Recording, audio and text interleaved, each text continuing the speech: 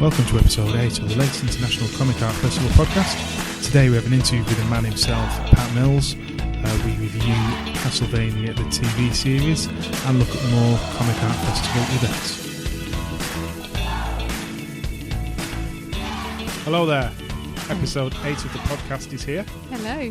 My name's Ian. And I'm Nikki. And I'm looking across from Nikki. I know, it's weird. This is really weird. I do want to start singing karaoke. Don't sing karaoke. Oh, please. No, do not sing karaoke. Why are we looking across from each other? Because we've had an argument. Because you've bought stuff. There's a lot of stuff. Wires. We've upgraded the podcast equipment at last after so many years of recording. Before we had a single microphone recording us both. Yes. It's designed to record more than one. It is. But yeah, it was recording us both. Now we've got a full old setup with a mixer. It's. I feel like I'm in a radio station. I mean, you've got a box. I've got a box with flashing knobs. lights that keeps flashing whenever we speak. It's amazing. And I've got no idea if this is set up right or recording correctly, but we'll find out at the end. You will.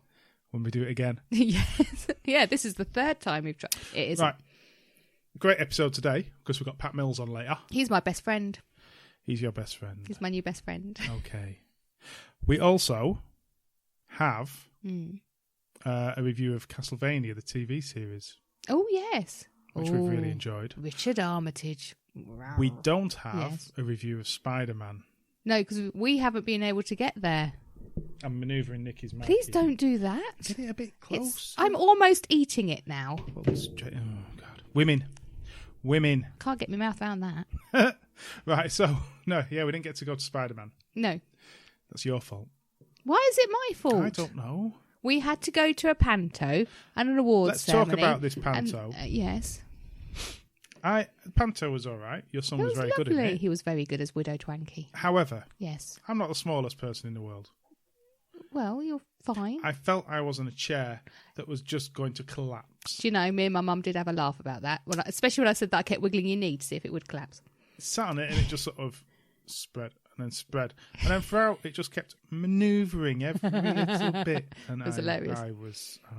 I just sat still. You would have stolen the show if it had collapsed. You just have to stand and bow. But I would have, like I said to you, just crawled out in pain and then sued the school for every penny I could get. About £3.50. Support the local community. Buy them new chairs. They need new chairs. Mm-hmm. They were fine. No, they weren't. They were all right. You just had a dodgy one.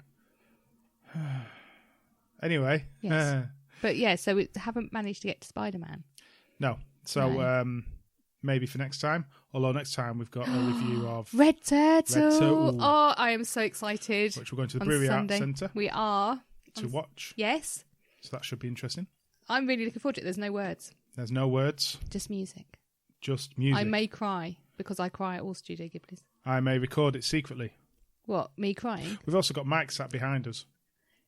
Well, yes, we have. Probably throwing popcorn and stuff at us. He wouldn't do that. Oh, he would. No, he wouldn't. He's going to throw popcorn at us. Well, he will now. So we've read the second book in the Granville series. Yes, I have it in my hands. By Brian Talbot. My hands. In your hands. My hands. Do you want to give us the synopsis? I can give you the synopsis, yes. Yes. Not a synopsis, though. I think that you need to see a doctor for that one. The Badger is back.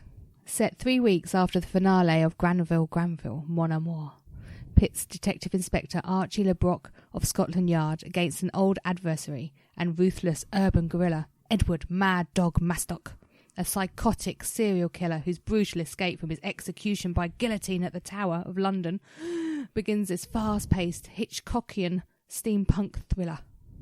So you've got a new range of fascinating characters and a mix of Holmesian deduction, knowing humour and edge-of-the-seat action. Ooh. Follow the Badger. That sounds wrong. No, it says it here. Follow the Badger. The Badger was a winner of The Apprentice one year. Remember the oh my God. Where do you store this kind of information? I don't know, because I don't know much. No, that's true, because your brain is filled up with all that kind of useless information. She either won or came second. Was it? Yeah, and then she did her own show on Sky where she went and helped businesses. I know, Ruth. Yes. Oh, see, look, you've infected me. Was her surname Badger, but she was called Badger for some reason. Anyway, yes, thanks for that one. So it's set in a steampunk steampunky type world. It is a Hitchcockian steampunk. Hitchcockian. I think I get that right. I'm hoping so now. The main character's Detective Inspector Archibald LeBrock. Yes. Of Scotland Yard. Of Scotland Yard. And it's mainly set in Paris. In Granville, isn't it? The beautiful Paris. Yeah. Beautiful. Yes. Beautiful Would you artwork. like me to flick? Well, There we go. people can't. They can't see it. You can feel it. I can feel it feel a from page. my eyes to my mouth to the microphone. Every page is just full of colour. That's They what I are love beautiful. about this. Yeah, he's put so much work. I mean, you see different comic artists, but this, I'd love to know how long it takes to do a page because it's so detailed. Yes. Look, you're flicking through. You're not even talking. You're flicking through. I am. I'm sorry. I've been sucked back into the book. This is what happens. You carry on talking. I'll carry on just flicking through. The first book was basically LeBlanc investigating a murder, which takes him to Paris. Please don't say anything because it's crucial. The second book, which we've read, Granville Mon Amour. Mon amour. Mon Amour. Mon amour. Which was admittedly published in 2010. It's chasing down the serial killer from the first Mad Dog. book. And he's a nasty piece of work. He's scary. Yeah. He's drooly and Nikki, microphone. Sorry. I was looking down again. You can tell Stop we're not used to this setup. Oh my god! I need this like attached to my face with sellotape or something. There you go. So, I'm back. I'll put it down. The book as a whole is gorgeous, A4 sized. I'm not even looking down to don't check have to look now. down. That's I'm fine. just No, it is staring into your A4 eyes. sized. Real nice hardback, beautiful front. Everything about it is just quality. Yes, they're like a Brian Talbot does quality. well, they're like the old Victorian books you'd get. I suppose in a way, yeah. And I think that's probably what they're aiming for. No, it's gorgeous. So we'll be discussing his the launch or the panel he's on in a bit later on in the podcast. Yes, because that's be at the festival whoop, whoop. in October when the final book is launched. Yeah, can't wait for that one. We've also got a Kickstarter just to give a shout out to. MPCT. Is this the one I've got to put me? Hang on. I'll Sarah be back in a minute. Ends 21st of July. Currently, they've got the money. She's got the money she needs. Give us a bit about it. Hang on. So this is following the successful releases of MPCT issues 1 and 2. So this is issue 3, isn't it? That's out at the moment. Yeah. Well, Kickstarting. Yeah. So NCPT follows an ex-fire summon, an elf, and a human as they attempt to save a failing tea shop in modern-day Cardiff. Soon they find out that what they lack of customers and caddies upon caddies of rotting tea are the least of their worries when a type of banned magic rears its ugly head and threatens to destroy the entire city. Bryn, Oz and Hannah must unite if they are to save their business and ultimately the city itself. Now, I've been to Cardiff. It would be a terrible shame if that went. Well, good shopping in Cardiff. No Doctor Who if you destroy Cardiff. Don't get rid of... No, they can't do that. You've got to have Cardiff. Yes. I love the artwork she's done on the previous 2 issues. In a sort of washed out colours. Yes. Pinks and blues, which is, really cool, really stands out. Yeah. So go and have a look at that on Kickstarter. Just search NPCT. I can't say it. MPCT by Sarah Millman. Go and have a look at that. Before we talk about Castlevania, yes, I just want to give a shout out to another podcast. The Awesome Comics podcast. Past few episodes have really been good. They've recently talked about the issues of Comic Village at the MCM Comics thing. What's it called? MCM Comic Con. As I say, it's just a Comic Con. Yeah. Oh, well done. It's been a busy day at work. Well, which when we went felt a bit nothingness almost. It was just like the Comic Village. The actual Comic Village. In the corner yeah, they were almost. definitely put in the corner, weren't they? Which was a shame. Because that was the best bit, really. Didn't really get any sort of real attention, in essence. No, it wasn't if on they the weren't selling footfall, Funko was it? Pop, get out. It did feel a bit like that, didn't it? But where they'd placed them, the footfall, you didn't automatically go there either. So they put in a disadvantaged position. Because you're right, the other end to everything else, really. But that was my favourite bit because it was less busy. And because I'm only short, I get a lot of armpits. Nice. So it was nice that I could actually not have armpits for a bit. And they've also discussed disability in comics as well. That's a good idea. Quite interesting. Yeah. Looking at the characters who are disabled and so forth. And it sort of came out with ones I didn't even think about, like Iron Man. Yeah. Oh, I Vigilant suppose, and yeah, stuff it is, like isn't that, it? you Yeah. know. Really interesting chat. So go and have a listen to the Awesome Comics podcast. Really good podcast. Really good podcast. Is it really good? It's really good. Right, Castlevania. Yes, dear. So instead of Spider-Man, we're talking about vampires. Okay, that works. Yeah. So Castlevania, for those who don't know, I'd like to think you all know.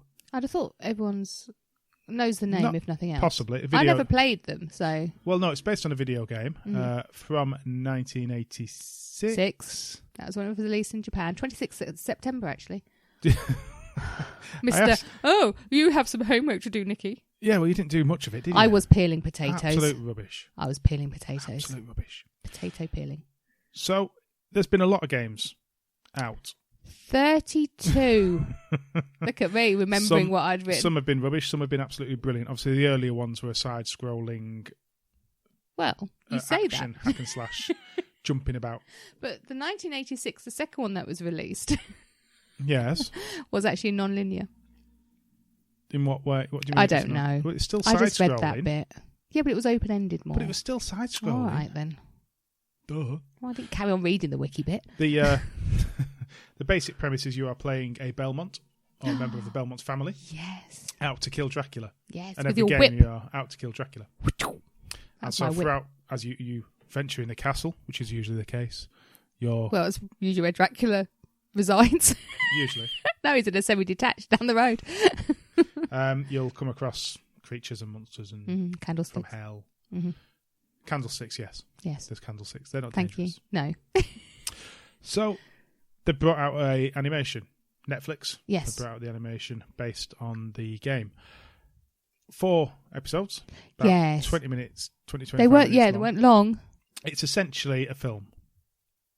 A short film. No, it's Well, I just a film, suppose. an animated I film. mean, we sat and watched all of them in one sitting, didn't we? Yeah. So, yeah. First thing we'll say is, don't expect an end. Definitely don't expect an end. This has been designed to continue for 2 or 3 more seasons, I would have thought. It needs to. Yeah. This was just a setup, really, of the players. However, I really enjoyed it. It was really good. Surprisingly good. Yes. The basic premise is Dracula finds his wife, perfect Oh, woman, he finds the perfect woman. who gets killed for being a witch. Yeah, by them. Burnt. Yeah. And so he's a bit annoyed. He's a tad miffed. Goes on a rampage. But I'm afraid, in the cartoon as well, I sided with Dracula quite a lot. Mm-hmm. And also with It's Trevor. Understandable why he did it. So, follow a year later, he's kicking off and... Well, he gives them a year to get out of the city. Well, he doesn't. He's sort of to repent and to... Yeah. to I think I would have packed my bags and gone, I'm get off. out of there. Yeah. We come across a Belmont. Yeah, Trevor. Trev. Who's a bit of drunk. He's the disillusioned youngest son of the Belmonts excommunicated yes. Belmonts. There's a lot of church in this film as well. Let's make the point there. Yes. A lot of church. Well, they're kind of the baddies of the piece in a way. In a way. Yeah. Well, they cause it. They definitely cause it. In the beginning. So yeah. So we meet him who's a drunk, and it's a story of him essentially going from nothing to starting being a hero and starting his quest, really, isn't he? To kill Dracula. He's played by Richard Armitage. Whoa. He's got a lovely voice. You have a thing about voices. I like a good voice. It's him. It's what's his name? Gideon Emery. Gideon Emery and stuff. Yeah, he's got a good voice. Yeah, but you're not even just looking at the voices, are you? Let's be honest. Because you don't look at a voice. You listen to it.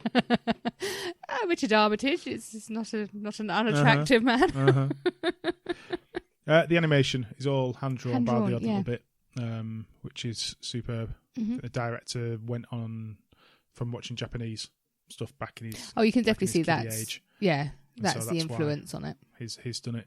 I think it's kind of Lady Death kind of drawing. Yeah. On it. That's what it reminded me of when it started up. And the best thing I found about it, because there obviously is going to be more... Well, it's been announced to us, there's definitely going to be more series. There's no rush to the story. It really just jumps along nicely. Yeah. I like the scripting in it personally. Because you did feel you were watching, you thought, right, there's only like 2 episodes left here, something major, something big. Well, see, I didn't know there was only 4, Right. so I was like watching it thinking, la la la la la. Yeah, no. Oh, it stopped. And then it stops, and there we go. So check it out. Netflix. Definitely. Castlevania. Yep. Brilliant. Brilliant. Don't let your kids watch it. No, it's gory. Very. It's exceptionally gory. And sweary. Yeah. Okay. I know he pops a few eyeballs out here and there. That a was few hands off. That was funny. The eyeball bit was funny. Yeah. No, go watch it. It's brilliant. Right, we're coming up. Got an interview with the Sir of all comic in Godfather. the UK, Pat Mills. Yeah. My new best friend. This was an amazing interview. He's He lovely. is a great guy. He's got such enthusiasm for the comics industry, for his own work as well. Yeah. Fearless, I think, would be a good term for him. Fearless is a very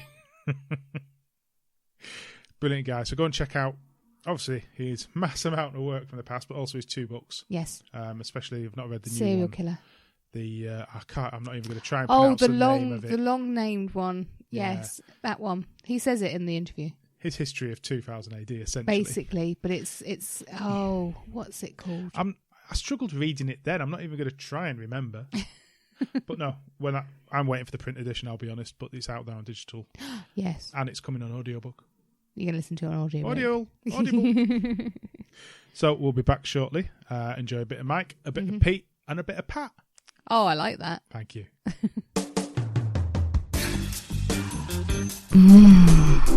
Mike's mutterings. Hello and welcome again. This episode I'd like to talk about a comic series that should be a staple in everyone's collection, and that is The Walking Dead. The Walking Dead comes from the mind of Robert Kirkman. Published in 2003 by Image Comics, it came just 3 years after Kirkman's first ever comic. Again a collaboration with artist Tony Moore, Battle Pope was a sort of superhero skit, and it was released by a lesser-known publisher called Funkatron. So to go from your first ever indie published comic to a staple like Walking Dead from Image, that's quite a rise to fame for the comic world. Walking Dead issue 1 received a very warm welcome. Kirkman had a tight story and Tony Moore provided a stark black and white rendering of the characters and really brought them to life. Even Kirkman himself was surprised that what was basically on the surface just a sort of another zombie apocalypse type series, and there was a lot out there at the time, it still managed to capture everyone's attention. The action starts with Deputy Sheriff Rick Grimes on duty and in the middle of an armed standoff. This does not go well, and he gets shot. And that is just page 1. Page 2 is where he wakes up from the coma, and he awakens to a seemingly empty hospital. As he rises and makes his way out, he discovers a new post-apocalyptic world filled with walkers. It's a neat intro, and that allows us to learn about the New World Order through Rick's eyes at the same time that he does. Now, coincidentally, the film 28 Days Later also used the same coma awakening scene to start the film with. Both came out in 2003, and 28 Days Later came out in July, just before the first issue. But at that time, Kirkman was actually writing and working on issue 2, so it was a genuine coincidence. He had the opportunity to rewrite it just before publishing, but decided that what happened from that point onwards was so different he wasn't going to bother. He also stupidly thought that he'd never be asked about that ever again. Basically, look up any Kirkman interview about The Walking Dead and it comes up somewhere.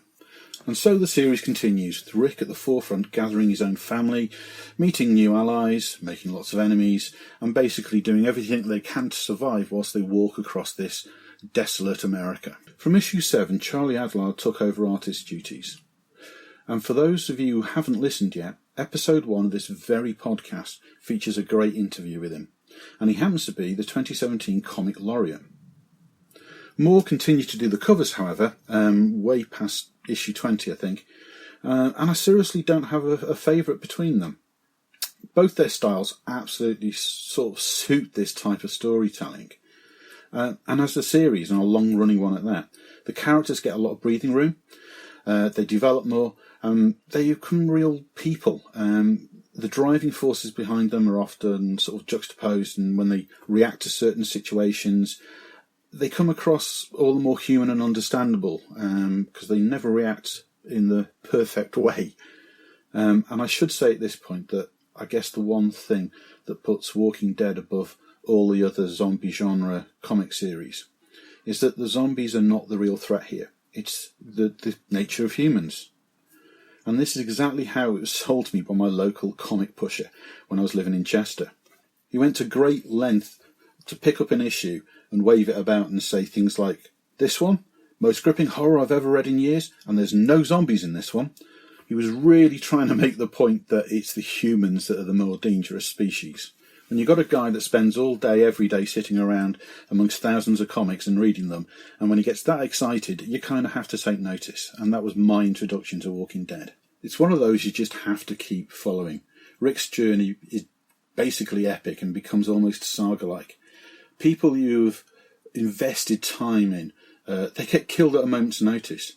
When you feel that you know someone's life story, that hits you a lot harder than some one-dimensional red shirt biting the dust. Rick's journey is still continuing, and the comic series is going strong. But at this point, I can't not mention the TV series. AMC premiered the series in October 2010. It seemingly followed quite close to the comic book series, and then quickly began to diverge. Whilst the major characters, events and locations still play out, there is still enough of a difference to keep comic fans guessing, which is something I really like. We love The Walking Dead in our house, comic and TV series alike. They are both at the top of their respective games. The merchandising and spin-offs have been crazy. There's already a spin-off series on TV called Fear the Walking Dead. I've heard it's quite good. If anyone can tell me different, please do. There were novels released, and there's even a skirmish war game from Mantic. That's great if you're into tabletop miniature games, but for your more traditional gamers, there's plenty of different games out there on all kinds of consoles and platforms. But for me, it will always be the comic series first and foremost.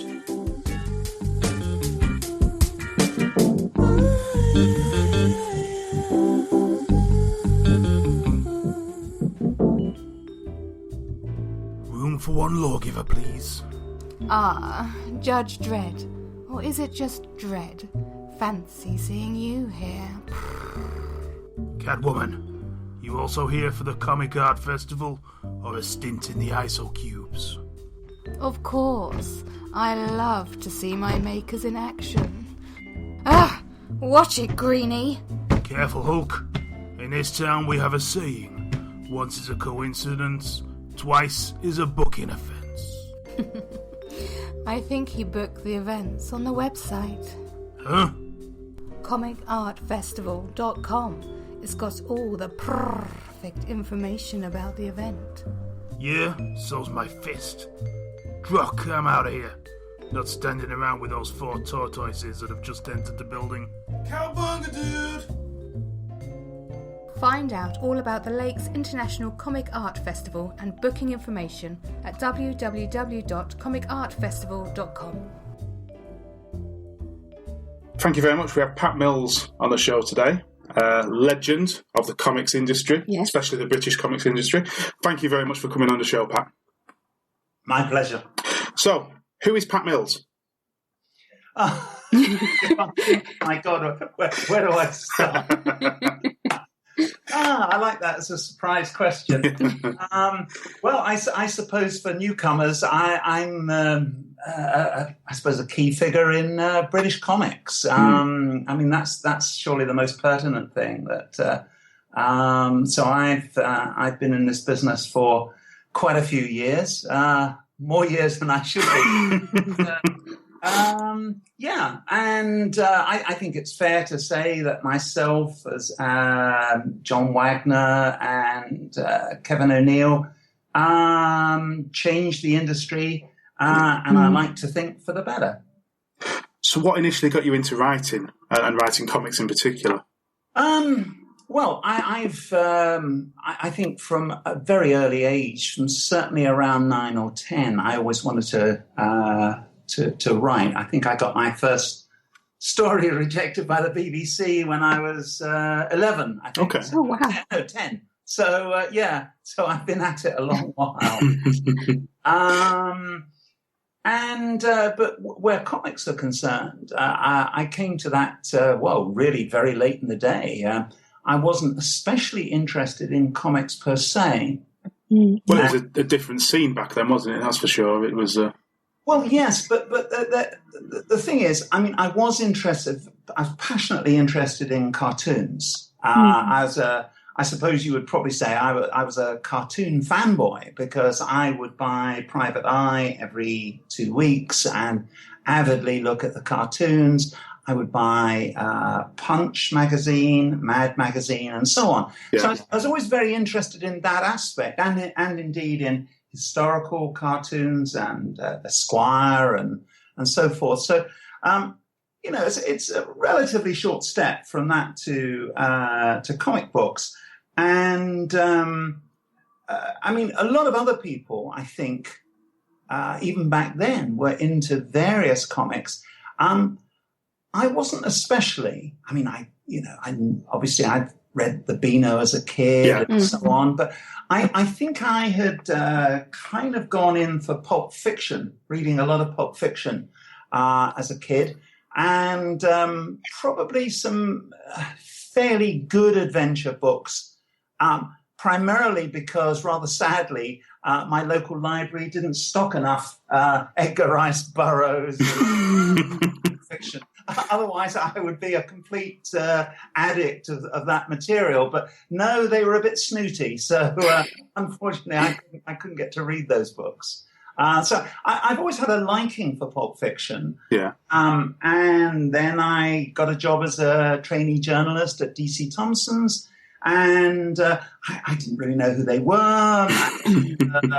I just wanted to sort of get into magazines and things, and from there it developed into comics. Yeah. Okay.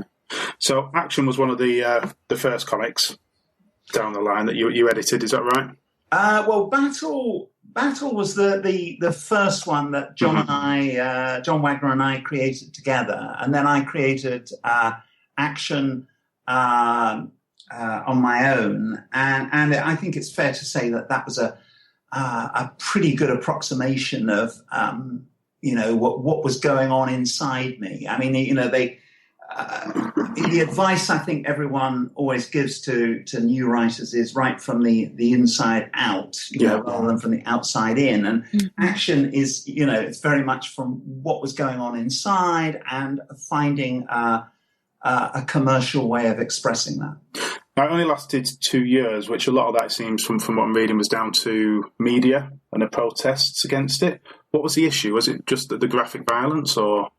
Well, I think actually at the end of the day, it was the fact that it was brought out in too much of a hurry. I mean, the publisher said to me, "You have 6 weeks to get the scripts together." 6 weeks. So there's no way I can write everything myself. So what I did was a system that I don't think was particularly fair either to authors or myself, or even ultimately the readers, where, I would sort of team up with possible writers and say, okay, what have you got? And if they didn't have something, I would say to them, well, okay, how about doing this story? And basically they would act as kind of creative typists. And it's not a very fair system. But I ended up after 6 weeks with quite a lot of stories and enough to go forward with what you could describe as, well, I think was described at the time as a comic of the streets. And it was the first one, well, with the honourable exception of Leo Baxendale's The Bash Street Kids. But it was in that, it had an echo of that, if you like, that it's a comic of the streets, that insofar as the heroes are very working class. Where, I mean, that this trend had already begun with Battle and indeed with girls' comics. Yeah. But it really found its feet with Action. If you like, working class kids, and indeed all kids really, responded to it, because here for the first time were working class heroes. And if you look at popular fiction and you look at the number of middle class and often upper class heroes that we all rightly revere, because they're often brilliantly written, but they are all upper class figures. And there is, even to this day, first of all, there's not enough acknowledgement that that's a problem, which it is. And there aren't enough antidotes to it. You think of all the great heroes, Sherlock Holmes, James Bond, Richard Hannay, and so on. They're all written by often upper-class guys revering their own class. And, it's important we recognize that and its significance. And it's also very important that we have working-class heroes, which I guess you could say from Action onwards is really what I've been doing. Well, I think 2000 AD itself and that whole idea of working class, it feels very British in a way as well, which the whole comic, it just feels pure British, which is brilliant about it. But just to interject there, I mean, it has some relevance for America too, because if the thing that, I mean, I'm on record as loathing superheroes, and superheroes I loathe are because they are all icons of the establishment. Batman, how many billionaires do any of us know who really are that philanthropic or without some often dubious agenda? Let's not go down that side. This is a guy who's a billionaire who beats up poor people, and that you can wrap it up in any amount of bullshit you like, and and the stories are great. I mean, I love Frank Miller's Dark Knight, but as long as one recognizes and what it's about, and of course it comes from Frank's soul, and that's why it's you can really connect with it. You think, well, I don't agree with these politics, but this is a powerful story. And so to come back to this thing, those are American superheroes, but look at Martial Law, superhero hunter. Now he starts off as an unemployed blue collar worker. So it's got that same resonance of the working class in America. In other words, they don't all have to be bloody photographers and and all that kind of thing, because America's in trouble. I mean, we all parts of the United States are a third world now. If you go there, I mean, you think, my God, what is happening to this country? And then let's not even get into the whole thing about black superheroes, which is another area all of its own. So Martial Law starts off as a blue-collar worker, and then, significantly, he's a hospital orderly. He's the guy who pushes people around and carts dead bodies off to the mortuary and all that kind of stuff. And so it's recognizing the lives of ordinary people. And what it's also saying, which is, I've got to try and avoid getting on my soapbox here, but it is a subject you can see I'm very passionate.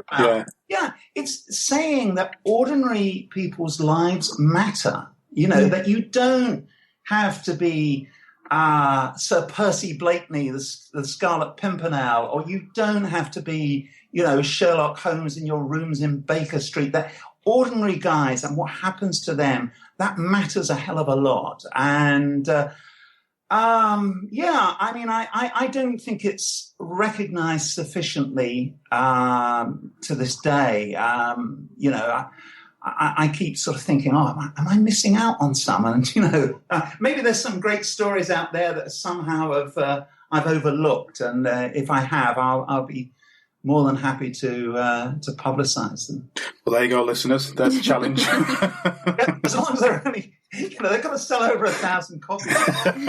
Otherwise, they've got to have something going for it. But there should be far, far more working class heroes. And the fact that there aren't, again, I won't get sidetracked onto this, but I don't think it's conspiratorial in the sense that people sit around and say, how can we prevent this happening?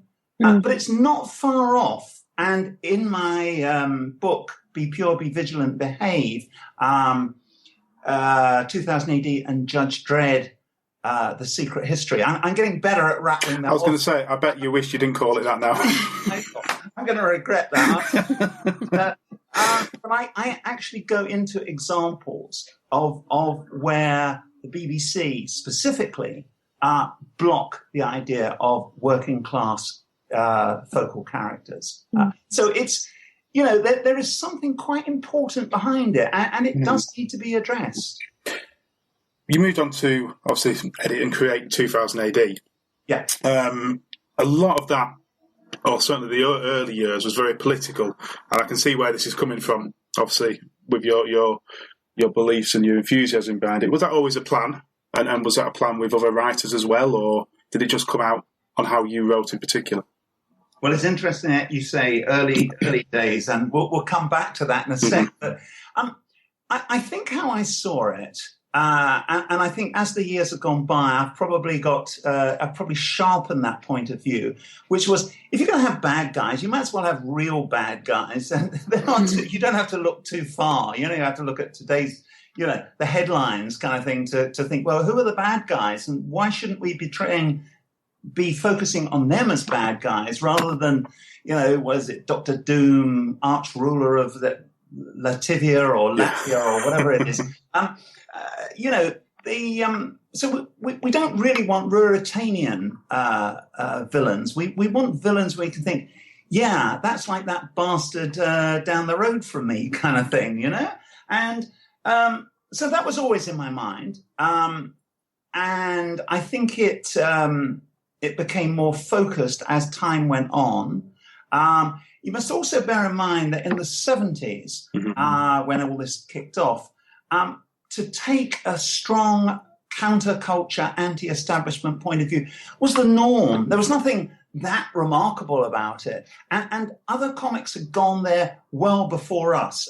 Again, as I describe in Be Pure, Judge Dredd was very influenced by an American underground strip called Manning. It's just a very short strip, but a completely manic cop who shoots people in the back. But he's so self-righteous in his concept of justice and so on. And also bear in mind that, again, in the 70s, and I'm delighted to say they're still going to this day, is Last Gasp Comics. And they covered a number of heavy political issues, subjects like, I believe they were the first to break the Karen Silkwood story, which became a film about what was happening at a nuclear power station in the States. And I think in recent years, they're the guys who reprint Barefoot Jen.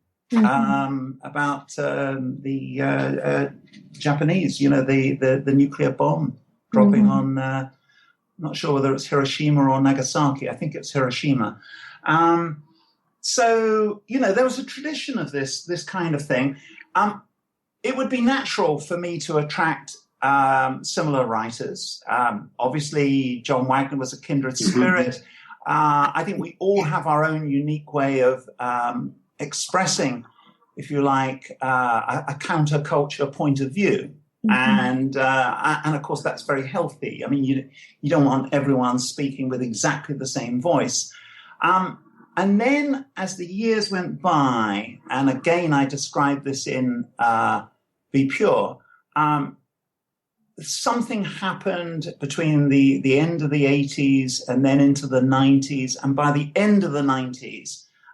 2000 AD had lost its way, and too big a subject perhaps to get into here. But we're sort of back on track now. I mean, if you were to look at my grey suit story, which I think starts in about 4 or 5 issues of 2000 AD, just after Defoe completes its run, you would say it was as political as ever. In fact, I think it's worse. I'm particularly proud of this grey suit because I wrote it about 2 years ago, and John Higgins is the artist, and he's done a great job on it. And when I was looking at it, I was sort of editing the words against the art. I was thinking, my God, did I write this bloody hell? Because when you've had all writers will know this. I'm sure you'll know this yourself. If you leave something for a couple of years, put it in a drawer, and then you take it out and read it, you think, my God, that's a bit much. I had that kind of reaction, and I felt quite pleased about it. And so I think they often say. I think it's always been a vague fear of mine, which I don't think I have to worry about anymore, that I certainly know other people in this business who, as they have got as they got older, they become more conservative. And in fact, even when I started, people would say, "Oh, you know about so-and-so, he used to be a real radical, but not anymore," you know, and all this kind of stuff. But in my case, at least, I think I've got worse. And I'm pleased about that. I'm not sure where. It's a famous comic book expression. Actually comes from Bunty. It's where will it all end? Well, we hope it doesn't. Let's be honest, we really do. In a good way. You took over the writing of Dredd very early on as well. What were your thoughts of the character at the time when you first started on that? Dredd went through a massive process. I think all comic book characters and all fiction characters probably go through this. And it's something I mention in the book as an expression of Mike McMahon's, which I think he needs revering for, because it's a great expression. And it's a great excuse as well. He said, you need, quote unquote, staring out the window time. And if you think about it, with modern society, how often do we get staring out the window time? You know, it's you need time to just be still and just brood on the character and, you know, go off on a tangent and so on. And that's one of the things we probably didn't have enough of on Judge Dredd. That it went through lots and lots of different stages, often quite confusing. John came along with one idea, and then when he wrote it, it came out another way, and then I wrote it, and then there were other things. There was a writer from nowhere, a guy called Peter Harris, who actually provided the infrastructure for Judge Dredd. I mean, the whole business about the system of judges and everything. And it's only, in fact, as I've been writing Be Pure, that I've actually had a little staring out the window time to think, yeah, what was that all really about? And what could we have done different? And, I think Dredd has become so orthodox in its canon that there are probably Dredd fans who'll just say, shut up, Pat, we don't want to know about it. No, this is the way it is, so just F off and don't stare out the window. But I can't help myself. There were aspects of Dredd that we didn't pursue, and one that comes immediately to mind is embodied in his title, Dredd, a sense of absolute fear that, he's the bogeyman kind of thing. Now, it's very difficult in a comic, especially when you're telling a story in 6-page chunks, to create a sense of impending doom and impending menace, because, the nature of a 6-page story is it's very full on. So sometimes, in fact, I'd say probably quite often, subtlety doesn't come into it, and you have to find other solutions. But I think that sense of dread is very interesting. It's very noir. And of course, it eats up pages. You have somebody who's slowly walking up the stairs to come and get you. Do you know what I mean? You can't do that in one picture. You need that build-up, and you need the words and art to reflect that. It's the kind of thing... You take David Lloyd, for example. He's the master of the creepy feet on the stairs. You look at his staircases and you have a nightmare just looking at them. Yes, yeah. But so many artists don't have... That's not in their DNA, that sense of literally dread. So there's all those aspects that come into it. And, I suppose Batman perhaps is more fortunate as much as you can have these alternative Batman books and things like that, and what if books and so on. So you can explore variations in characters. Do you think that's something maybe the TV and the films could go into more, because they can focus on the enemies, the bad guys more in that sense? I think if this TV thing happens, I think it's a game changer. I think it's a huge game changer. I mean, but it's not there yet, is it? And I think that's always one of the things I'm always wary of. True. Because if you look at 2000 AD's film history, again something I cover, it raised a lot of expectations, and then they were dashed. Yeah. I was very uncomfortable about that earlier round. The Fleetway Film and TV thing, they were basically saying, hey, 2000 AD is going to Hollywood and there's going to be all these incredible films and so on. And I relate as much to the story as I know, and that's bad enough. So anyway, hopefully this is different. Hopefully, yeah. One of my favourite characters is Slane. Absolutely adore Slane. How did he come about as a character? My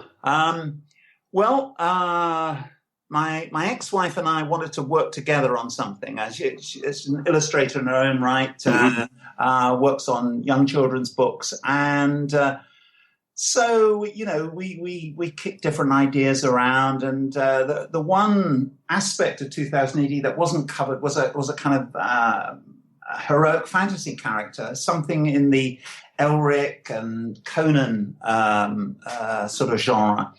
So that, if you like, was the background. A very quick summary of it, if you like, is I ended up drawing on Irish myths because I'm Irish myself. I have an Irish passport and even if I have an English accent. And so I wanted to explore all the Irish myths that that my Irish relatives hadn't told me about. Quite right too, because they're all pretty foul. I was going to say they're quite scary. Let's be honest. Yes. I mean, I knew all about St. Patrick and the Wolfe Tone and Michael Collins and Eamon de Valera and everything. I read all those kind of books as a kid.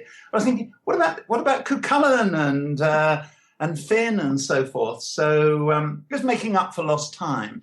And having done that, I needed a format, a structure that fitted 2000 AD. And of course, Slane having this obnoxious sidekick, Ukko, that can get him into all kinds of nefarious activities that Conan would never get involved in. Like they buy a prison together so they can make money out of the prisoners and, things like that. It's very dark, and of course that suits 2000 AD. Yeah, no, definitely say it's as a teenager, he just pulled me into the comic. You pick up this comic and there's this warrior. It is just brilliant. Loved him. What do you see as a future for British comics? Obviously, 2000 AD continues to do well, but there doesn't seem to be anything else on the newsstands at all other than that comic and the kids' comics, essentially. What do you see as the future for British comics? Well, I think what we'd all like to see happen, would we not? We would all like to see a younger version of 2000 AD, because the feeling I get is it's mainly guys in their 40s who read it these days. Who started reading it when we were back as teenagers, yeah. I mean, that's a big subject all of its own as to what went wrong. So we won't go there, but we'd all love to see, I think, a comic that was picking up on that audience of 11-year-olds. And people invariably will say, oh, no, it's not possible today because of, changing habits that, kids are into computer games and, everything's become niche and so on.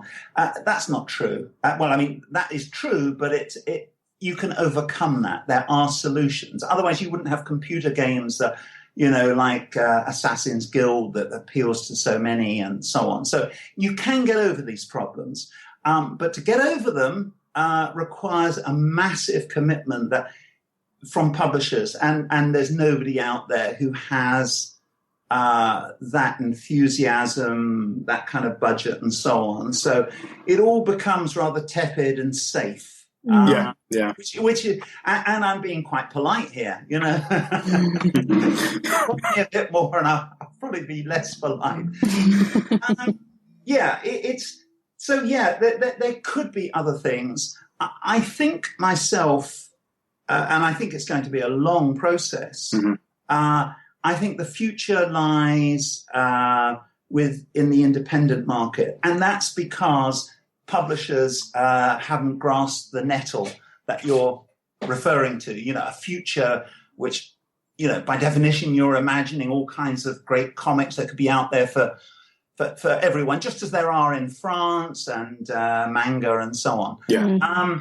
So I think the independent market is going to grow. I think the evidence for that is more than anecdotal now. I mean, certainly it's my experience. I mean, I've now got 2 independent published books out. And I've also got some comic strip up, Requiem on Comixology. And the sales returns on those suggest that that's a way forward. Now, it's still bloody difficult. I mean, it's still, there's still incredible challenges. I mean, not least you've got to find talented people to do these things. And I mean, years ago, I almost had a formula on this, that one really great Bisley type artist would come along every 2 or 3 years. And you may or may not have noticed that they don't come along anymore. And the reason for that is they go straight into movies, they go straight to America, or they go straight into computer games. So I like to think, and this is obviously taking a long view, that as, the minute that somebody, it may not be me, because primarily I'm not originating comic strip at this point in time, but somebody, for example, we'll probably have American Reaper up online soon, I hope. And if that does well, that will encourage other independents to try things like that. Sooner or later, someone's going to dip their toe in the water. They're going to come up with a British origination project, so they could be CBZ on their own website and on Comixology and so forth. Now, the minute anyone has a hit or even just makes enough money to eat, they're all going to be copying. They're all going to be copying. Yeah. And of course, her is a very operative word there, because my background is girls' comics, and when we talk about the gap in the market on girls' comics, it's a chasm. And don't get me started on that one. I mean, it's huge. And girls' comics regularly outsold boys' comics by, I think it was often 2 to 1. And, I've heard the argument saying, that was in the past. But, of course, we're all, gender neutral these days.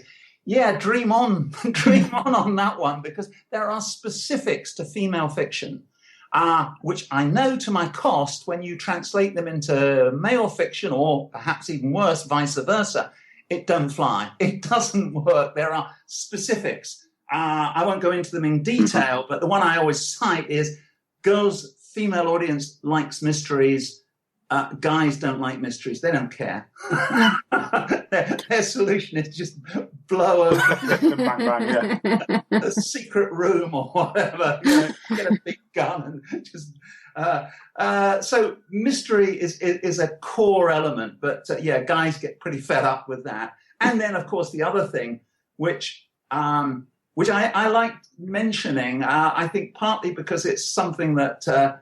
Some dyed-in-the-wool fans don't like, so I like to wind them up. The whole thing about girls' comics is about emotion. It's about feelings. So I tried translating that into boys' comics when I first began on Battle and Action, and I quickly discovered that a male audience does not want emotion. They want emotionless characters. Dredd in particular. That's why. And I'm going to slightly edit what I said to John Wagner at the time when he said, what about this guy who's emotionless and, he's this cop, he has no feelings and so on and so on.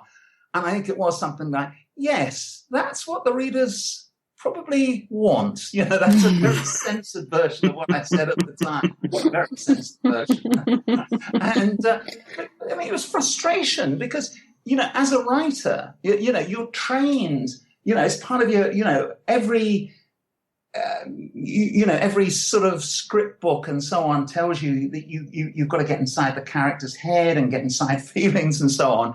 And then along you find you have this character who's the most successful British character of all time who has no feelings whatsoever. Of course, Dredd fanatics will say, well, yes, he does on occasion or this, that, or the other. But in broad terms, he doesn't. And so... that raises all sorts of very interesting questions. But to come back to what I was saying, there is a gender divide, and I'm not sure how one would do a emotionless character aimed at a female audience. Perhaps a villain, maybe, but I'm not sure. We'll see. Again, like you say, it just requires a publisher to put that money in and take the risks. That's what it comes down to. And the appetite for that has gone, because I think the various comics that didn't succeed from the 90s onwards, whether it was, say, Toxic or Crisis lasted for a while and I think did okay, but Revolver and they had a few dummies. There was I think a younger version of 2000 AD, Muted, for a while, but there was the appetite, and the reason for that also is, of course, it's very hard work. And then when you've got it together, one of the other things you discover is that the readers for each story, they're like rival football teams, Arsenal, Manchester United, and so on. The feelings they have for their particular story invariably mean they're quite hostile to the others. Yeah. And when you're dealing with 11-year-olds, 12-year-olds, they're not very subtle about it. I mean, these days, guys in their 40s, they're quite gentle about it. And say, it's not really that big a fan of Slane. It was more Strunty and Dog for me. But when you're 11 years old, you put it rather more grounded. It can be a bit rough on the nerves. You know what I mean? When you've got, you're at I think I cite an example of it in Be Pure, where I say, there's a kid going around at a convention, and we're all sitting at our different desks or whatever, and he's going, don't like your stuff, no, all this kind of stuff. And my solution, I think, was to say, if we ever go down this road again, is to get one of those giant water pistols. Yeah. They're good for everything in life. From them and just blast them with it. Yeah. So you've now moved on to writing books as well. Yeah. Serial Killer, which is out now. Can you just give us a brief overview of what the story is about? Well, it's about the comedy potential. The how hilarious life was in the late 70s. And I'm not the first person to go down this road, of course, because, Life on Mars is the classic example, which you think, my God, they're not on the same planet as us. Because we've all become so politically correct and so dampened down by comparison with those days. And there were some wonderfully eccentric characters who wouldn't last 5 minutes in today's world. They'd be dismissed straight away. Locked up, possibly, I mean, facing criminal charges. I mean, there was all kinds of outrageous behavior. And it was kind of seen as the norm. And if anybody ever really thought about it, they would probably recognize that it was it's all part of the creative challenge. In other words, instead of staring out the window, as Mike McMahon suggests, that you got blind drunk and behaved in pretty outrageous ways, and then you would go home or something and sit down and write a crazy story. And I think today, computer game companies are very aware of that. So they have these slightly manufactured things. I've been to EA Games in Washington as a consultant, and they have a kind of, I think they call it a playroom, where they have all these kind of, games and things that the creators use. It's a little bit artificial, but hey, it's a lot healthier than it was in the 70s. Serial Killer is about that unhealthy environment, and it's about an editor who hates kids. In other words, he's producing kids' comics and he hates them. And it gets out of hand, and there are reasons for it. But I think in the best tradition of flawed heroes, there is redemption around the corner. And it's like from being the enemy of kids in the long term, and it's kind of because it's a series over 4 books. That we can see redemption on the horizon, and we can see that perhaps in the long term he could end up being the champion of kids, because kids at that time were oppressed in a way that hopefully could never happen again today.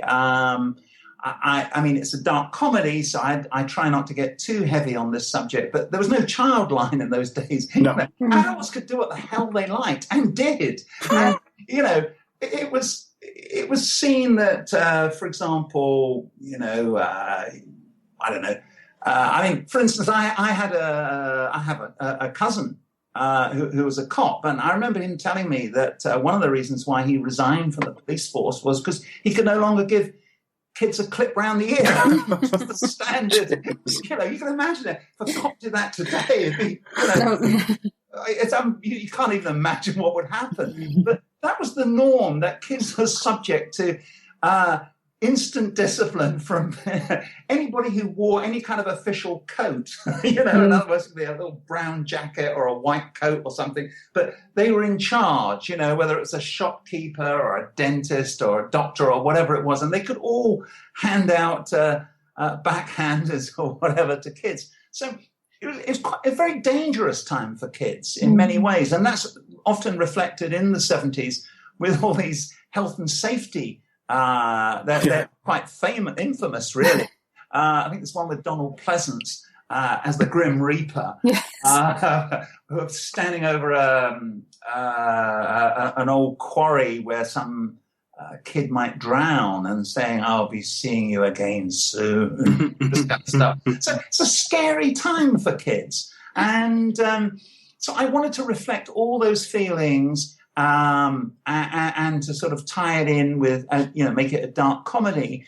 And it stemmed originally from a sitcom that Kevin O'Neill and I wrote together just after the millennium. And we nearly got it green-lit. It was a BBC producer signed off on it, but then his boss said, which is always the curse of comics, is it not? Too niche. How many people are interested in comics? You know what I mean? It's so this was we had a fair bit of interest in it, but in the end, I thought, well, there's only one way to really make this happen, which is let's novelize it. Let's keep that dark comedy of the sitcom, and let's expand it and get into the the reasons why our protagonist hates kids so much. And obviously it all stems back to when he was a kid himself, and he'd go along to the trying to get his comic. He'd go along to his newsagent and he'd ask for his weekly comic. And the comic was called a Fortney one, and which is an expression in the past for a punch in the face. So the newsagent, "Please, sir, can I have a Fortney one?" And the newsagent would punch him in the face. So that's where it all kind of began. And so it's a very interesting era to explore. So the first one, Serial Killer, is loosely based on the Battle comic years, and then the second volume, which I'm just about to write, is based on the Action comic years, and then a kind of a fictionalized version of 2000 AD, and ending off with a fictionalized version of Misty. Okay. It's really a kind of alternative history of British comics. What if things had taken a different path? Because there were so many occasions where things could have been so much better. And I think we all kind of, congratulate ourselves a little bit by saying, oh, well, 2000 AD's gone for 40 years. That's terrific, and so on. But we should have been so much bigger and so much better. And the example I often quote is Games Workshop, which started around the same time as us, and you could argue that role-playing, traditionally at least, didn't have anywhere near as big a following as comics. No, and that's now fine, today there's a Games Workshop in every town, and we could have been that big if we had taken some other directions. And so this fictional history says, yeah, let's go down that road. Let's see, what that would have been like. And so it could have been bigger and better. But as an encouragement, really, to new generations to not take this dismal view that is regularly injected into us. Oh, comics are finished. It's a niche now, blah, blah, blah. That depressive thing, I think, that defeatist attitude is very British, perhaps, and I remember it from as early as when I was starting 2000 AD. The managing editor would say to me, "No, that never worked, chum. No, we tried that before. No, that didn't work." And that kind of, no, give up. It's I don't know whether it's a universal British thing or whether it's unique to comics, but it is strongly there, and it's quite sad. No, I think it's probably universal in life in Britain, to be honest. Sadly, very sadly. You reckon you know where I'm coming from? Yes, yeah? yes. Okay. Oh, yes. So your next books you've just released, I'm going to try and get the name right again now. Oh. Be Pure, Be Vigilant, Behave, 2000 AD and Judge Dredd Secret History. Is that coming out in printed format as well? It will indeed, yeah. We brought out the digital version first, and we're working on the paper version, as we speak. So it should be, I don't know, maybe a couple of months away, something like that. The paper version. Well, although what I would say to anyone listening is, there's always a possibility between now and the paper version that someone might complain about some of the content. So if you want the uncensored version with, it's been out for I don't know, 2 or 3 weeks, couple of weeks, I think, and yeah, it seems to be doing well. And but there are some fairly scurrilous stories in there. So someone might come along and say, "No, you can't say that about me. Please remove it." So if you can read the digital version. And you're publishing these under your own brand as well. So that's right. Yeah. Yeah. So what reason have you gone into self-publishing in that sense? Frustration, really, with the state of publishing generally. Yeah. Not just 2000 AD, but elsewhere. That everything just becomes so much harder. I mean, it's no longer as economically viable as it used to be. I won't go into it in vast detail because it's a subject all of its own. But what I would say in broad terms is, if you look at the French market, right, they have a copyright deal and a way of doing things which gives creators a good living. That isn't true for British comics. And if you think of the number of books I must have out, and the royalties on them, even though they will often sell pretty well, are quite poor. So, you have the day comes when you say, I'm not making a living at this anymore, or rather I am, but it means that I'm working, 12-hour days and things like that. And that's true for a lot of British creators. Now, if you're going to work 12-hour days, you might as well work for yourself. In other words, be truly self-employed. And I think the thing that's often scared off writers and artists from self-publishing is, people who can write and draw. The chances they have any kind of business brain is pretty unlikely, isn't it? I mean, especially if you're somebody who can write and draw, and the 3 M's of publishing: money, management, and marketing. Those are the 3 keys to success. So, the answer is, marry someone who's got those, or have a very good friend. You up. So my lovely wife Lisa handles that side of things, and it's a full-time occupation. It's full-time to do all those kind of things like tweeting about things, Facebook. I'm going to say the marketing particularly, it's... Yeah, I mean, there's, and also the formatting. There's aspects of digital things that you can't imagine your average writer or artist like me. I mean, Lisa will explain them to me, and I'm kind of going, duh. I think I get it. I mean, these aren't traditional skills for creatives. So, one way or another, I think that's why we've abdicated, and we passed that aspect to publishers. And publishers, let's make no bones about it, they've abused that. In other words, you think, if we give it to a publisher, he'll market our book and he'll arrange signings and he'll pay me lots of royalties and all those kind of things. And the answer in most cases is no, they won't. And there's all kinds of ways that, I mean, publishers essentially are looking out for themselves. Now, if you happen to have a bestseller like Watchmen or Dark Knight or, in my case, Requiem in France, then, that everything's okay. But when you come down a few notches, things are not so okay. And you're not going to get that kind of return.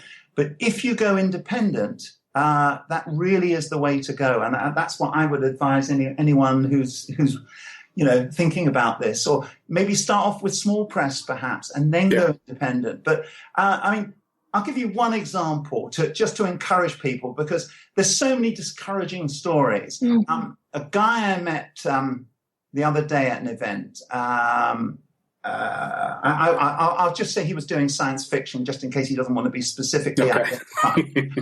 He's writing science fiction novels, and he's self-publishing, and I think he's got about 7 of them out now. And he described himself. He said he doesn't regard himself as some mega talent, and he's not particularly well known. He's pulling in $3,000 plus a month in profits. Okay.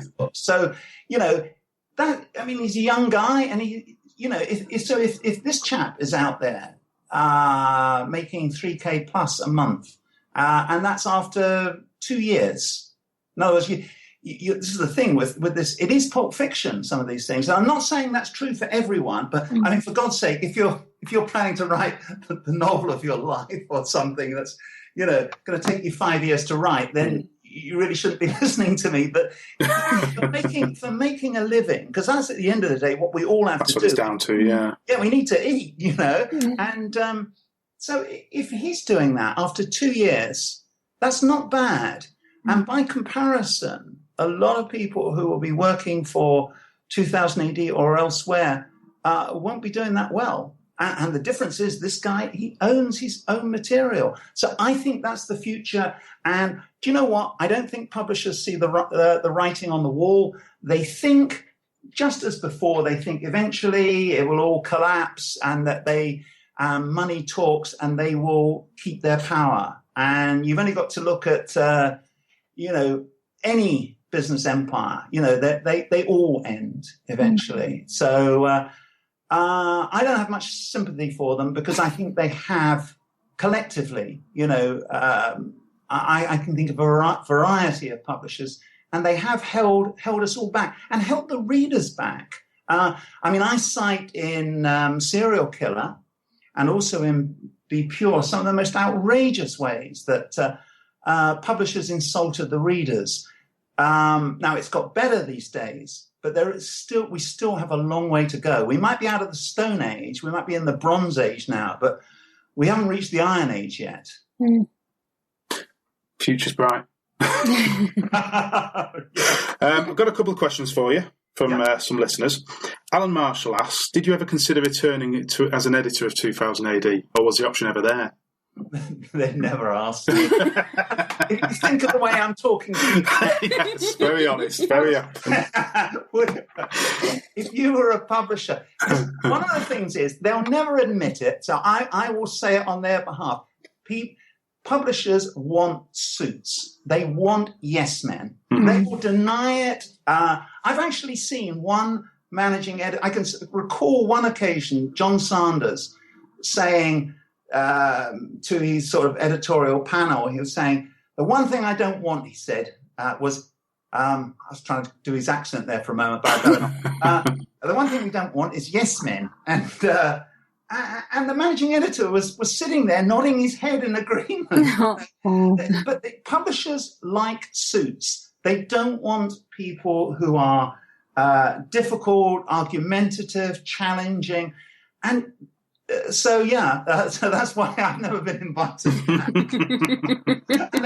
And of course, they would try and get me on the cheap. And it's a hellish job. I mean, you need because, if you were to sort of, I don't know, let's say start another comic, I mean, you've got to live and breathe it. And, it takes its toll. Dylan Fitzgerald, recently he's completed the Nemesis saga. He's noticed how the content stayed strong over the many years it was written. When you're creating a character like that, do you have a plan for the beginning, middle, and end, or do you sort of feel it out as it's going along with it being created over so long time? Was he referring to Nemesis, was it? Nemesis in particular, yeah. Yeah, okay. No, I think Nemesis, his character was always there from the beginning. I think it evolved and developed as it went along. Mm-hmm. I don't think I think if there had been any kind of major character transitions or developments, I think there would have been, and rightly so, a negative reaction from the readers. In other words, hang on a minute, would he really do this? So I think you start off with a character and you kind of plan for the future, even though perhaps the story may not last that long, but we would like to think so. So, I mean, right now I'm thinking about a character and I'm a future story I might write as a text novel. And I'm thinking, what would he do 3 years down the line? What would he do 4 years down the line? And, in other words, ironing out all the bugs in advance. It doesn't have to be as a complex or difficult process. You just have to be really inside the character's head. Now, Nemesis, I think I was inside his head as insofar as I could be. I mean, at the end of the day, he's alien, he's other. And of course, that's half the attraction of Torquemada by comparison, because he's a vile fascist, but he is human, and he kind of focuses on all our prejudices and all our hatreds and stirs them all up and so on. Whereas Nemesis himself is this strange-looking alien creature who has completely different sense of values to ours. And I think in some ways I would love to explore that further. But unfortunately, Nemesis has come to an end, which I'm sad about, because I would have liked to have kept it going. But, it's respecting also Kevin O'Neill, who's the co-creator, and he really wanted it to end. And so, once certain storylines were progressed to a conclusion, I had to respect that. Fair enough. So where can we buy Serial Killer? Because you've got your website up there, haven't you? Well, if you can either download it, it's available on Kindle. I think just Kindle at the moment. Okay. And it's also available as a paper edition as well. In other words, you go to Amazon and they can send you a paper copy direct. And I'm doing a signing in Glasgow at Glasgow Comic Convention, where I will actually be signing copies, which I think will be available from Forbidden Planet Glasgow. That's on 1st of July. So if anyone from that part of the world is listening, So and in fact, paper copies. I suppose it comes as no surprise, really, given comic background and so on. Paper copies are doing very, very well, which is unusual because normally when you go in for self-publishing, it's usually digital with only a very small number of paper copies. But I think there's roughly 50-50. Okay, well, I'm an old boy. I like my paperback. Yeah, there you go. It's nice to have it in the hand.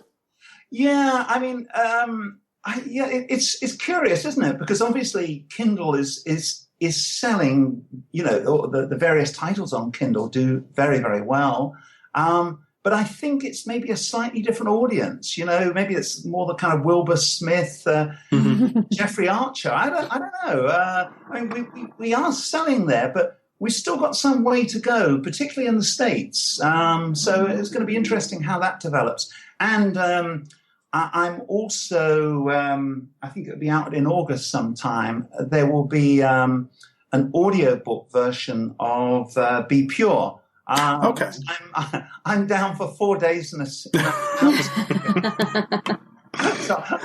I don't know what I'm going to do when I try these slightly pathetic takeoffs of Scottish accent, various other characters. I don't know how I'm going to handle that. And of course, also in the case of Slain, of course, the correct pronunciation, which I never thought the day would come when I'd be held to account for it, should, of course, be Slaughter, because I put that accent over the A. So, of course, it's like Slaughter, cheers kind of thing. And, that's how I should pronounce it. But, I mean, having an Anglo-Irish background, it's quite tricky for me. But I think on the audio version, I think it's where it's going to really catch me out. You'd never remember that. Sonia. Otherwise, my fellow Irishmen are going, what are you doing here? Brilliant. Thank you very much, Pat. That was a really good interview. It's great talking to you guys. Yeah. Excellent. Thank you. Hi, I'm Derek. At the age of 31, I decided to change my career. I was working in a call centre when I took the decision to retrain as a mental health nurse. It's never too late to do something different. Change your life and make a difference to your community. I did. Choose from a range of nursing and community health courses at the University of Cumbria, including learning disabilities, mental health, youth and community, social work and social care. Find out more. There are some generous funding support packages available to you. Apply now at cumbria.ac.uk/nursing. So, how was that, Pat Mills? Why am I looking at you like this, Ian? I don't know. Why are you looking at me like this? Is it because we've already recorded this bit? Yeah, and then what has someone done whilst they were editing it? Accidentally deleted it. You've accidentally deleted the whole of what we've just recorded. Well, not the whole. It was just the end segment section. Yeah. So here we go again. So we've got some competitions to announce. We have. From our. It's like deja vu. This. Self-made hero. What's going on there? Right, we have call for submissions. The Corbin comic book. So we have writers, artists, comrades. This autumn, Self-Made Hero will publish an anthology of comics about the Labour leader, Jeremy Corbyn. But first, we need some comics. And for this, we need you. You. Here's your summer challenge. Make a comic on the subject of Jeremy Corbyn and submit it to Self-Made Hero by Wednesday, the 9th of August, 2017. Successful entrants will have their comic published alongside work by Guardian cartoonists. There's a lot of people listed there. Here are the submission guidelines. The comic could be a minimum of 1 panel and a maximum of 3 pages long. It can be created in black and white or in colour. The page dimensions are 170mm by 240mm in size. Submissions are welcome from published and unpublished creators of all nationalities. Submissions must be sent to submissions@selfmadehero.com using the subject heading The Corbyn Comic Book no later than Wednesday the 9th of August 2017. And it will be launched at the Labour Party's annual conference in September. In fact, it only has to be 1 page as well. Yes. Give it a go. I think everyone should give it a go. You're going to give it a go? Probably I not. think you should give it a go, Nikki. Really? Do you think I should try? Yes. Okay. It'll be 1 page. Just got to think of something funny to go with it. I know, that's what I'm thinking. Myriad Editions also got a competition going. They've teamed up with the award-winning comedy television company Rough Cut Television. They're calling out for comedy or comedy drama in graphic novel form that can be developed into a comic drama series for TV. Deadline is 30th of September. Oh, that's very This good. year. Tim Seeley, the executive producer, says, we're thrilled to be partnering with Myriad to search for the next standout comedy or comedy drama. This is a fantastic opportunity for new writers to get their work adapted for TV. We're excited to be expanding our slate in this way and can't wait to see the brilliant ideas come through the door. So if you've got an idea, you've already done a comic, graphic novel, whatever in any form, then go and have a look at this and get it thrown at them. Absolutely. If you search for myriadeditions.com, the information is all on the website and how to enter exactly what you need, because it's a bit more detailed than that one. You need quite a bit more work involved in getting it out there. But yeah, give it a go, because imagine getting your work on TV. That'd be brilliant. It'd be amazing. It would. I'm sticking with the Jeremy Corbyn thing. I was going to say that you need to have done a lot of writing and drawing for that. Yeah. That's, but there'll be people with something in their that's cupboards for you where they pros just out thought, there. Yeah, you pros. You pros. So go and have a look. Right, what's going on at the festival?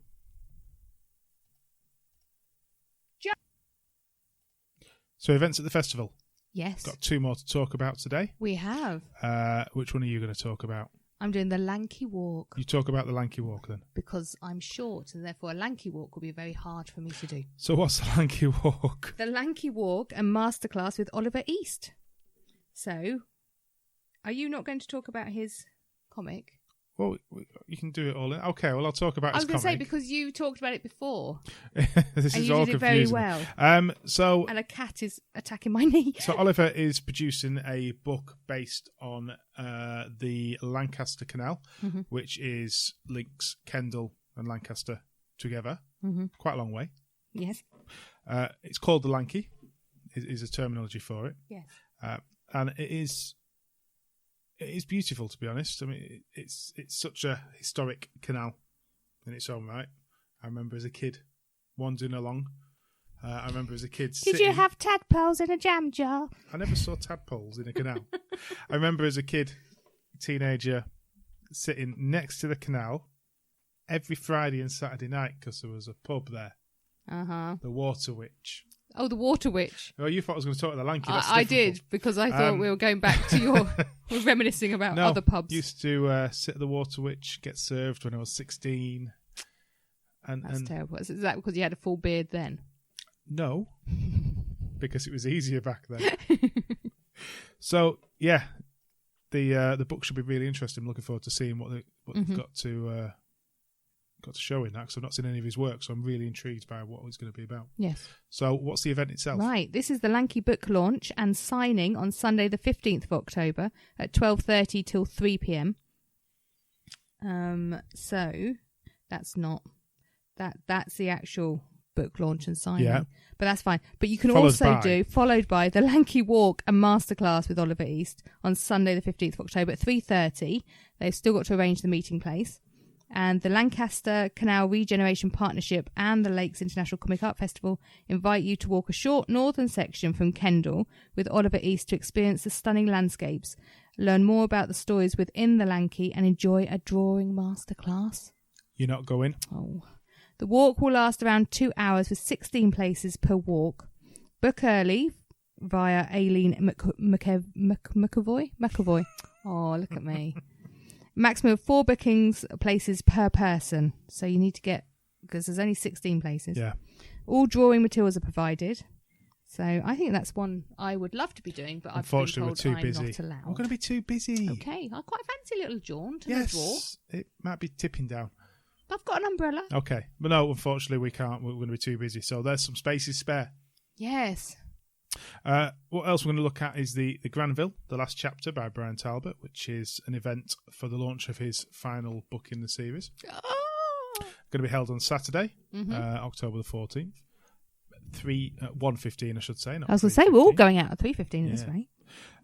We are deeply honoured as his series of steampunk detective thrillers featuring a badger and a glorious array of characters has received global critical acclaim for its combination of intrigue, suspense, humour and distinctive art. Obviously, we've already talked about that, so you know all about that. We have.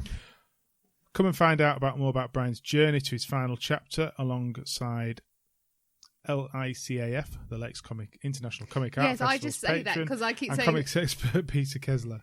Le Caf. There'll be signings immediately after the Or event. sightings. And Brian will be launching the book in page 45 room in the Comics Clock Tower the same day.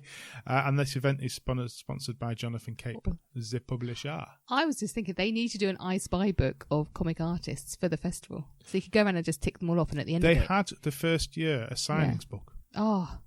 And I did have Carlos draw a picture, but I've lost it. Well, that's not very good, is it? I know.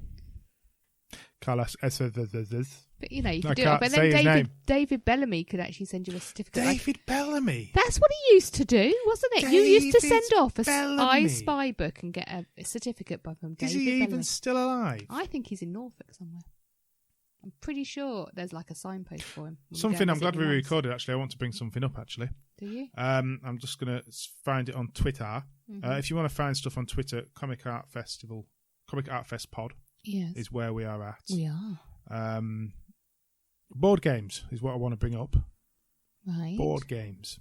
Okay. So, Emmeline Pidgeon, Mm-hmm. who's been at the festival this year, Yes. put up a picture of her room, essentially. Okay. And then people started commenting on these board games that were on there. Mm-hmm. So she's a board gamer. So what I'm intrigued by, and it seems that other people are community artists and stuff like the board games. What board games do you guys like out there? Ah. What? We have a lot of board games. We have a lot of board games. Mm. This is why we're asking this. Yes. Is anyone bringing any board games? to the And event? not Cards Against Humanity. No, not Card Against Humanity. That's done its thing now. We should have a Friday night board game event. We should. What, round here? Not round here, somewhere in not? Kendal. Okay. They can come round here.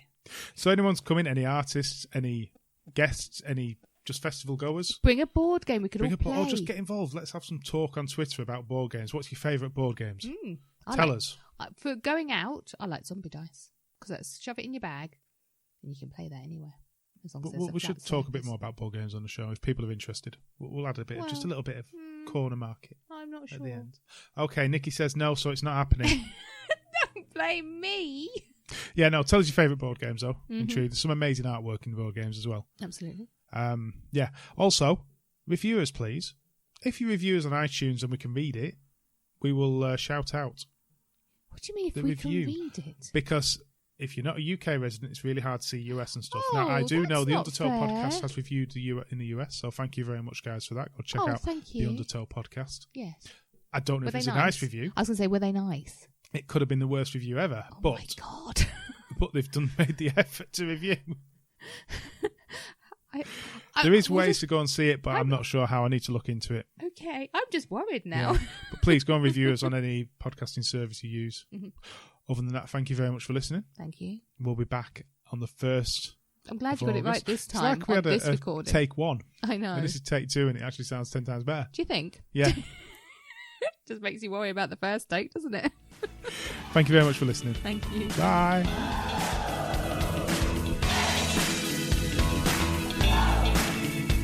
Thank you for listening. Find out more about the Lakes International Comic Art Festival at comicartfestival.com. Find our website at comicartpodcast.uk or find us on Twitter at comicartfestpod. Also on Facebook and Instagram as Comic Art Podcast, and you can email us comicartpodcast@gmail.com with any questions or queries. Music thanks to bensound.com. See you next time.